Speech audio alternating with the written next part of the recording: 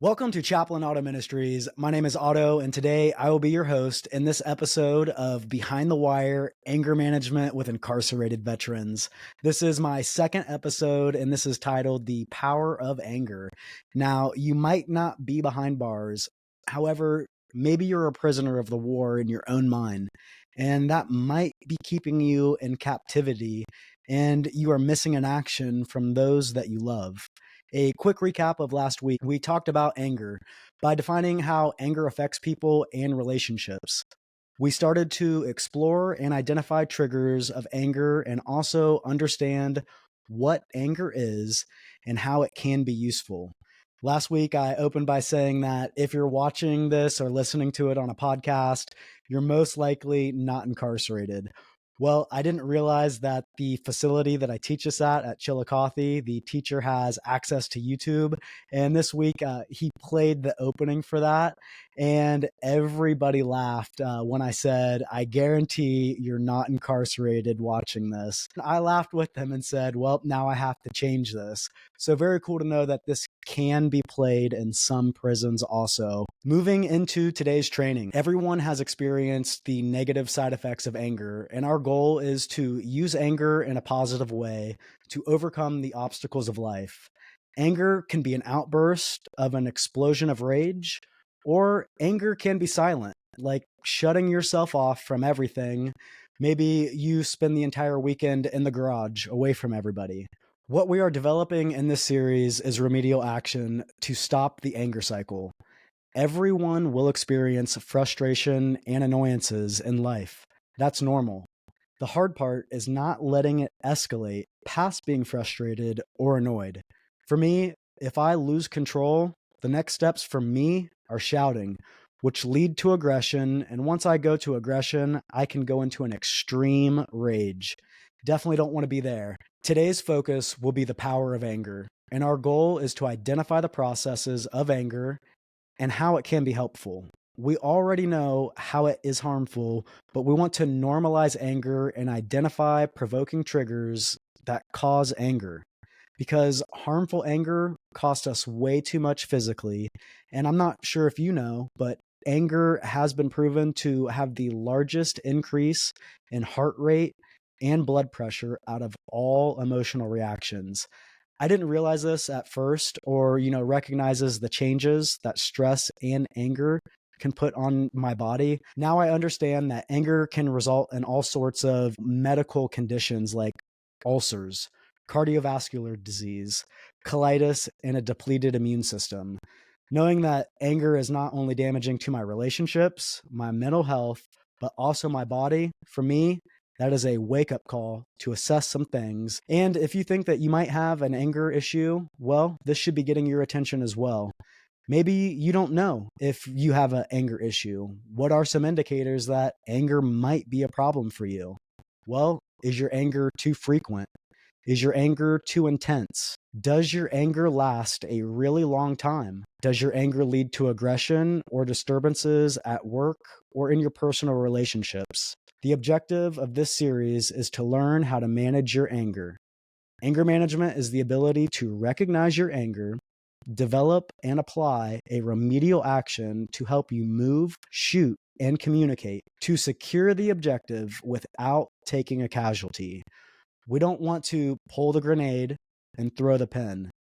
This is not a combat zone, and that is not how you throw a grenade. So grenades here are not needed. Anger is like a warning signal, alerting you that something is wrong, just like a warning signal in the dash of your car, the tire light, alerting you that something might be wrong that you need to address. I like to use the tire light reference for this internal indicator because after spending about 10 years in the automotive industry, I found that most people don't address the tire light warning indicator. If someone's tire light's on, they drive for hours, days, weeks, maybe even months before they address the tire light because they don't interpret that warning signal as something that is urgent and needs to be immediately addressed. Well, what is a warning light in the dash of your vehicle that you might consider a higher priority of urgency to check immediately? Yep, your gas light, check engine light, Maybe your oil light. Here's a scenario. If you have 15 miles until empty with a gas station 3 miles away, and the next gas station is 20 miles after that, would you keep going or address the issue? If you keep going, you won't end up where you need to go. Putting the tire light in perspective. If you don't address the tire light, eventually you're going to use more gas. Your alignment will be off, causing more wear on your tires, brakes, and rotors. And plus, not having the right amount of pressure increases the chance of a high speed blowout on the freeway, which can cause unnecessary damage, an accident, or maybe even a casualty. So, if I can relate the scenario of the tire pressure warning light to the end results of ignoring the warning signals, which can escalate to an unnecessary blowout, to myself and how I react, then I can understand that by not addressing the small issues, I'm subject to the chance of blowing up and putting myself in an unnecessary collision. These indicators, they can be recognized inside of our body with the biological and physical changes that happen. Your blood pressure, heart rate, muscle tone, and breathing. These are all internal dash light warning indicators. Now, there are external triggers, which are actions and events or have been developed in our mind from what we've heard or experienced in life, which result in how we view or accept a situation. Anger can be harmful. We know that. And the goal is to not let our anger control us. If we can control our anger, then anger can be helpful by providing you the energy to resist emotional or physical threats, helping you to mobilize your resources to set appropriate limits and boundaries. Anger can help you overcome fear and face conflict when necessary. Anger can be used for a beneficial purpose. I want to be able to use my anger for good to problem solve, not problem start or create division. When I fly into a fit of rage, the one thing I'm guaranteed is a crash landing, causing unnecessary damage, destruction, or casualties. I'm learning and I'm growing, and the results are that my flights of rage are further and further back on the runway. Learning how I think and changing the way I act. Uncovering and understanding my triggers have been very beneficial. Sometimes painful, but always progressive. It has been a learning curve. Learning how to communicate my annoyances or frustrations to someone without making it worse by burning a bridge or setting myself on fire in the process. It has been challenging to reconstruct my way of thinking and questioning my thought process. I'm learning how to communicate my thoughts clearly and how to have constructive conversations with those that I might not see eye to eye with. Emotions, they can get the best of us if we let them. We can learn how to communicate our emotions and accomplish good versus letting it develop into a ticking time bomb by the pressure of not knowing how to talk about your emotions. And I want to share this quote by William Blake. He wrote, "I was angry with my friend. I told my wrath. My wrath did end. I was angry with my foe. I told my wrath, and my wrath did grow." So, what is the difference? The perspective from my class at Chillicothe was that it can be easier to talk to somebody about an issue that you're cool with versus maybe somebody that you might not be as cool with, or maybe you're much closer to, like a family member. And we are understanding that not expressing your anger is not only harmful to you physically, but it plays havoc on your emotions and spirituality. When you don't talk about your anger and the issues that upset you, you're pretending that everything is fine and are hiding your true feelings. Looking at a good biblical reference on how to speak with someone, speak in truth in a scenario that you need to talk it out. This can be found in Ephesians chapter 4, verses 25 and 26. And it says, "Therefore, put away lying. Let each one of you speak truth with his neighbor, for we are all members of one another. Be angry and do not sin. Do not let the sun go down on your wrath." See, it's okay to have the feeling of anger. However, if you act on it in a negative way, you are committing a sin. Not talking with that person will only let your wrath grow.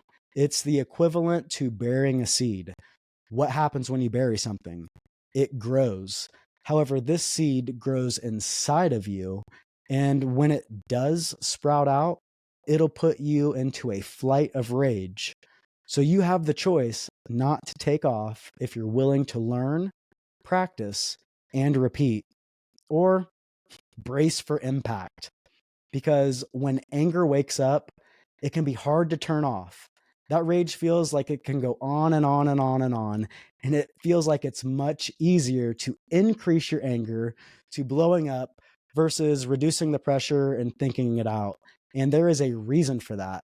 The physiological mechanism that is involved with anger arousal is the amygdala, which is a component of the limbic system, and that is the emotional brain. And it mediates anger responses, judging those inputs as either pain or threat.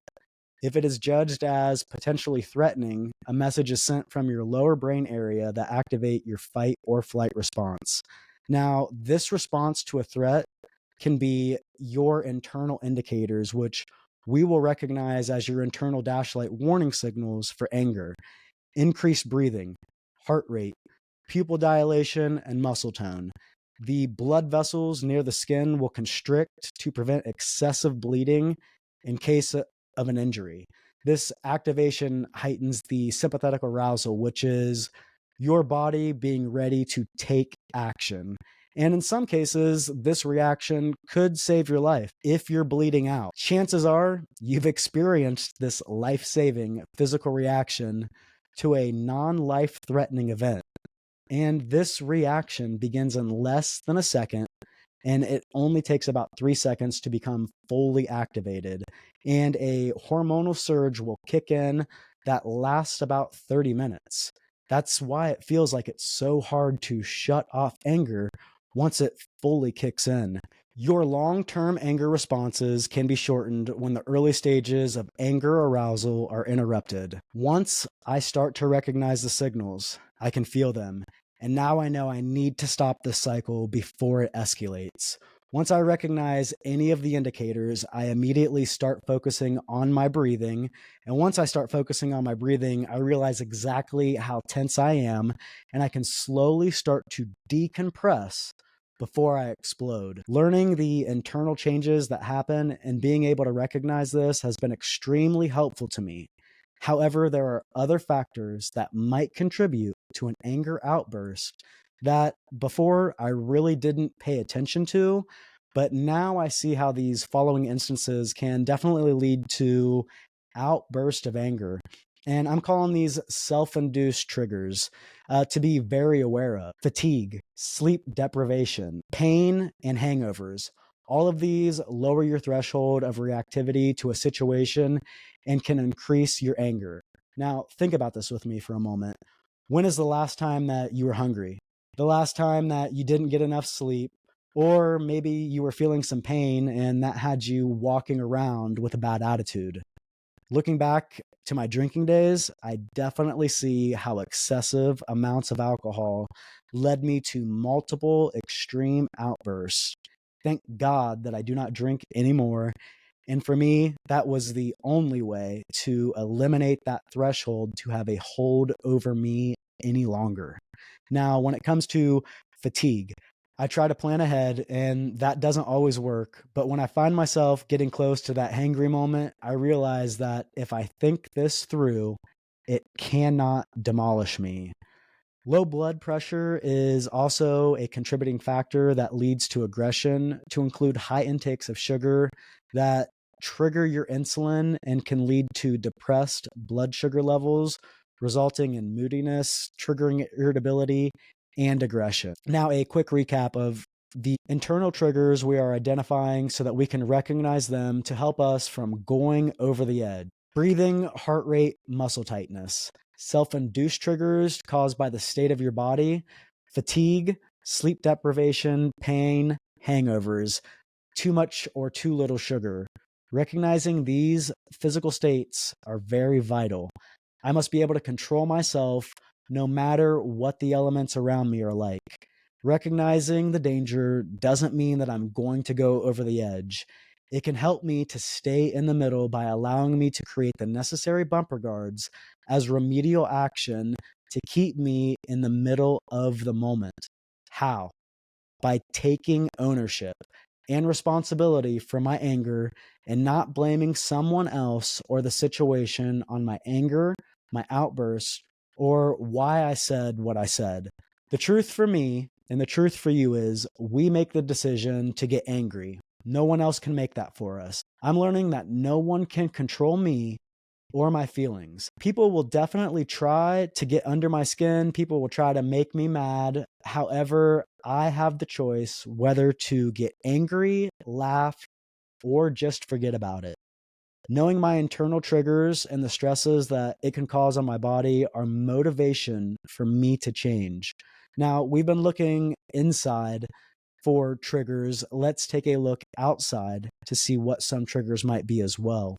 External triggers are events, scenarios, maybe something that was said to you, and it's how you perceive it. Now, the way that you perceive an event determines to the extent in which you will judge it as threatening or not. If you have an extremely, biased type of view, that can prime you for an overreaction to a event that might normally only be slightly irritating. Anger can be aroused by triggered thoughts. These thoughts can create an arousal of stress, which then can result in a reaction. And that reaction fuels more anger. Sounds irrational, doesn't it? Your irrational thoughts have become your generalized beliefs, and this can trick you into being provoked when there is no intention of actually provoking you. The most important aspect about irrational beliefs is you really believe that there is a good reason for getting upset. Maybe you feel threatened and fear that something awful might happen when the event is realistically it's minor. So depending on the situation or the person, there have been many times that I've been very biased and interpreted something as premeditated to provoke me when it was actually non intentional. Irrational and biased thoughts can lead to aggression. I was a very hateful person in some situations towards people based on what I thought, not what was, actually the truth. It was what I was interpreting. And I found and I'm learning that I have struggled a lot with feeling accepted or, worth someone's time. And at 34 years old, I am still unpacking things from my childhood that contribute to how I think today. And to give, a little bit of insight, and this definitely isn't, talking down on, my parents by any mean. I'm just trying for you guys to understand how I think. Now, I moved from Ohio to Michigan and back to Ohio. I had three father figures: my dad, my stepdad, and my second stepdad. I grew up in multiple homes, and by the fifth grade, I was in my fifth school district. By middle school, I lived between my mom's, my dad's, and my grandmother's. By the end of high school, I was staying with friends. I bounced around a lot, and the environments that I grew up in, I felt like kind of dumped me once they had enough of me. Now, I was rebellious and I was a wild child. Looking back now, I see that I had no structure and I was just always seeking to, find some type of approval because I grew up thinking that I was a disappointment or I would never be good enough. And I always felt like I had something to prove. Now, these were just my thoughts that I created that as I'm getting older, I realize that they're not true. But having these thoughts for some of them close to 34 years now, if I let these thoughts creep in my head and entertain them, I will view almost everything as negative because I can take things that I shouldn't as a personal attack. So I'm going to talk about some real life situations on how I can create false narratives or these thoughts in my head, and also share a few situations with the guys that are behind bars for what they deal with. And these are the thoughts that we can create from previous situations. And the first one is being stood up. And I talked to, a lot of guys, and one of the things that they talk about is, when they go to call somebody, if someone says that, hey, I'm going to take your call today at 7 o'clock, like they are really, looking forward to being able to make that phone call. That might be the only phone call that they get for the day, the week, or the month, depending on how many people interact with them once they are incarcerated. So if you have someone that is like, oh, I'm going to call me at 7 o'clock tonight. I mean, the inmate is going to be pumped. They're going to brush their teeth, comb their hair. You're not going to get to, see them, only hear them. But what I'm saying is like they put this as a high priority and they're just so excited to have somebody to talk to.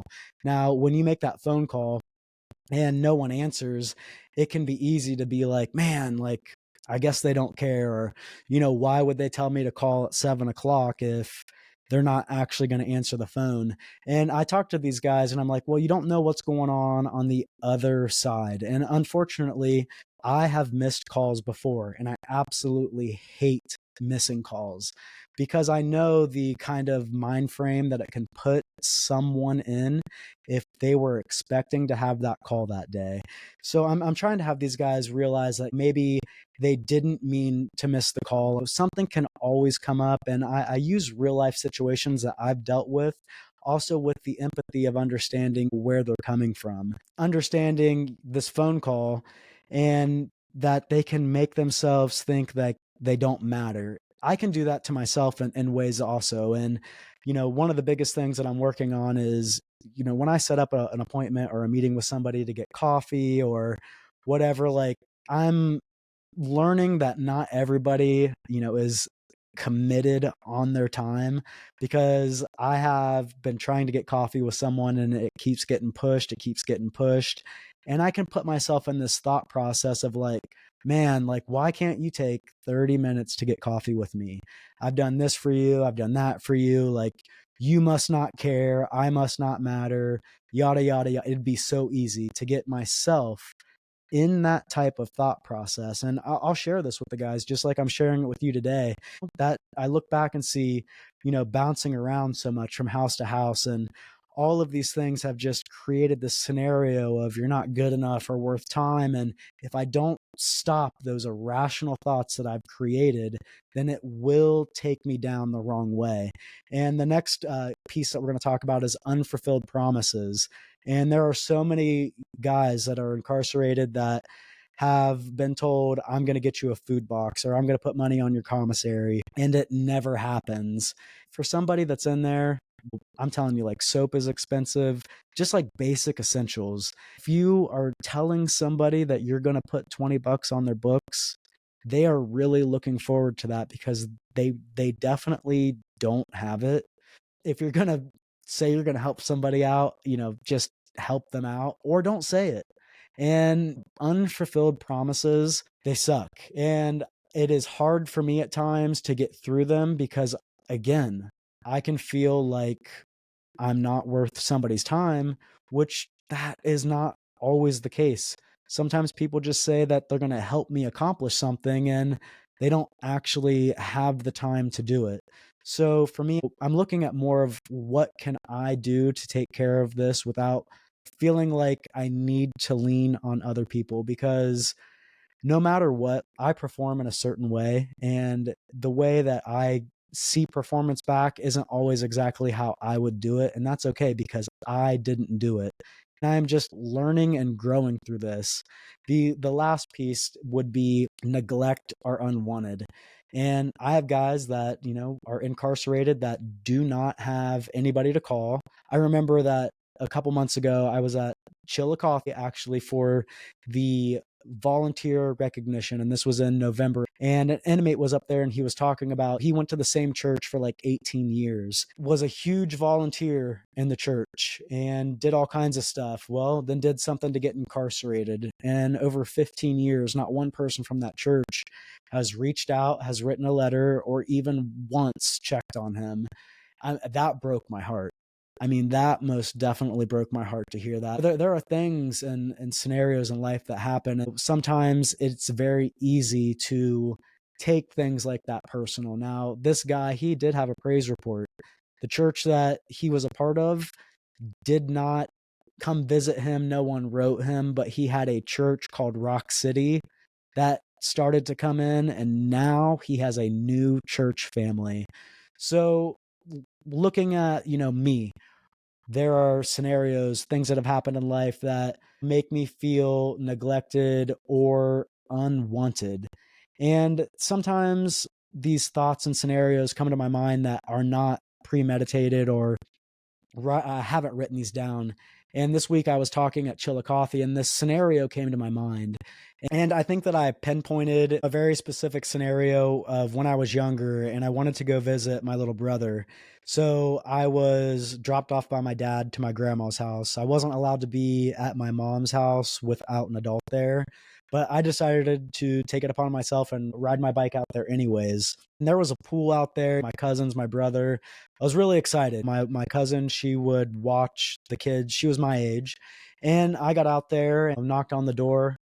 Of course, it was locked. They let me in. I saw my brother, and my cousin called my mom and said, "Hey, Carwin's out here." That's my middle name, Car to Otto. But anyways, like, hey, Carwin came out here and just wanted to let you know he wants to swim and play with the kids and everything. And my mom said, "Give him a glass of water and send him home, back to Johnstown." That was her answer. And that, for the longest time, that answer, it really, really pissed me off because of how I chose to view it. Now, looking back, seeing how I used to act, how I used to talk, I mean, sending me back to town was the best scenario for everybody that was involved. I just didn't choose to see it that way. And I see from that time, I have always been jealous when it comes to my mom and that particular family group, of my cousins. And that is absolutely wrong of me to think that way. Unpacking that, it wasn't fun, but I did get some clarity from it. And now I'm going to use that understanding moving forward with my irrational thoughts. Now, I don't know if that story makes any sense to you at all, but when I said this at the prison, I was like, I didn't plan this. I didn't write this out. It just kind of came out. So I don't know if this is impacting anybody, if anybody's dealing with those type of thoughts. And at the end of the class, I had a guy come up to me and he said, "Hey man, I could really relate to what you said about not feeling connected with family, and maybe, there's some distance and everything." And he's like, "I am adopted and I have two younger brothers. We got split up when I was 8 years old. They stayed together and I was adopted into a family. It's just like different." And they were churchgoers. Now, this family is choosing to look at his sin versus the redemption. And that breaks my heart. So I was able to share a scenario and what I went through and how I felt. And I said, I realize now that I blamed my mom for so much stuff that was not her fault. It was the way that I thought. How I grew up, my parents did the best that they knew how to do. And I can only honor them and learn from that. And he shook his head and, agreed.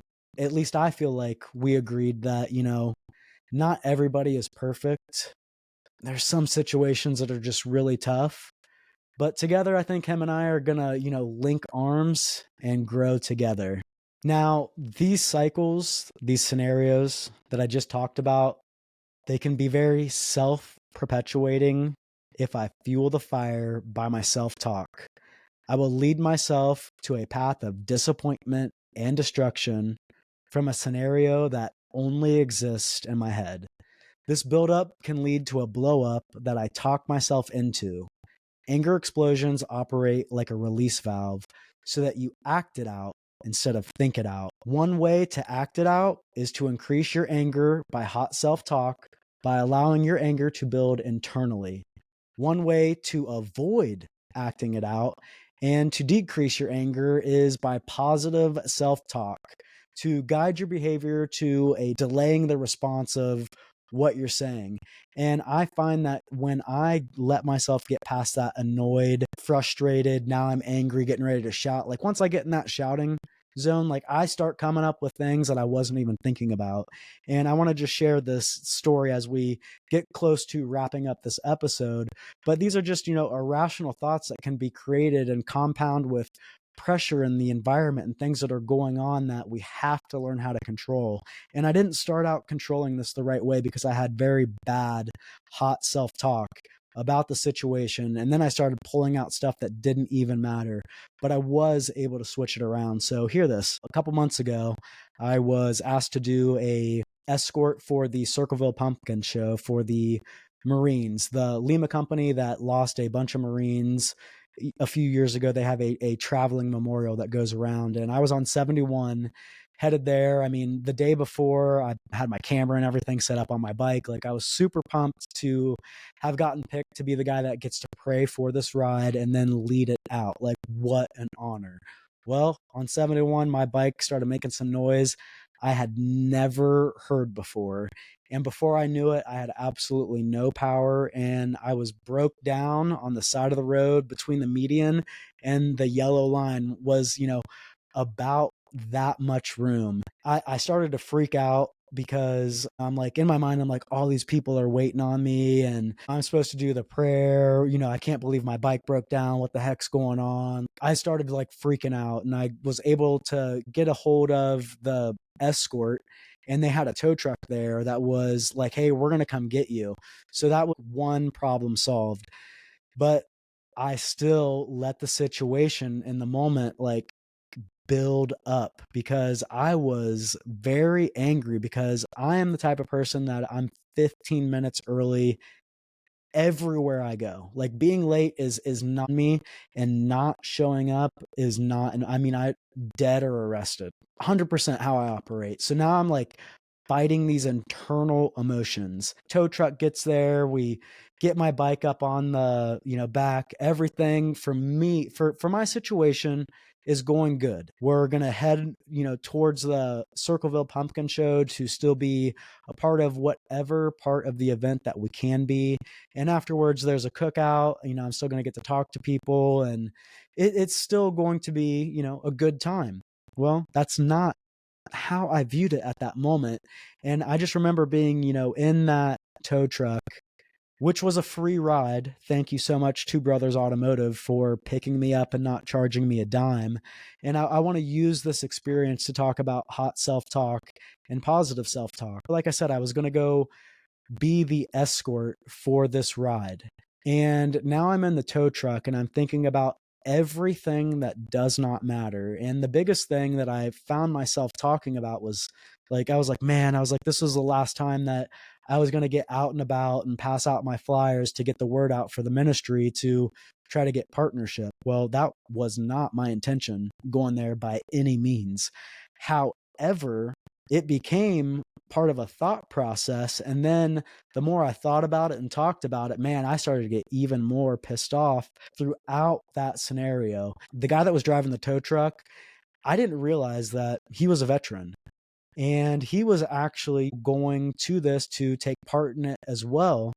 But he left what he was doing and to be a part of to help me. And the moment that like clicked for me, I was like, dang, dude, you really left to come get me, and you're a veteran, and like you could be a part of this as well. He's like, yeah, man. He's like, that's what we do. Don't worry about, your finances or whatever. He's like, all that stuff will, take care of itself. And I was like, you know what? I'm glad that you said that, because I was going down the spiral that made absolutely no sense. So I had time to like calm down, decompress, think. I go to this event, my friends are there, get to see them, and, have a good time, talk to some people. And my wife was driving me home, and I'm telling her how I thought and what I was thinking. And I was like, oh, it's just so silly. And I just give this to God. He takes care of my finances. And I was worried about something that I wasn't even worried about. And the moment that I said, I give this over to God, like, I don't even know why I was worried about finances. I had a notification come across my phone, and I looked at it, and it said, you just been donated $1,000. And I was like, holy cow. I mean, what? That is absolutely insane. And I'm so glad that it happened that way and it didn't come across when I was in that moment of anger and turmoil, because me shifting the way that I think, I know God heard me. And I've got the account deposit to prove it. As we close today, let's look at some common examples of triggers, scenarios that maybe might be tough to deal with, and ways to cope with it. Identifying triggers: politics, disrespect, negative thoughts, arrogance, combative conversations, unwanted physical contact, being interrupted, assumed wrong, or that feeling like you're being interrogated by somebody when it's really none of their business. Those can all be triggers that lead to anger. So what are recent examples of anger or frustration? Your neighbor talking about politics, maybe rumors like, hey, they said that you said this about me. What's the deal? Maybe somebody that has to be right, even if the math does not add up. I mean, man, some people just feel the need to be right when there is no right turn. It is only left. You can only go left there. You cannot turn right.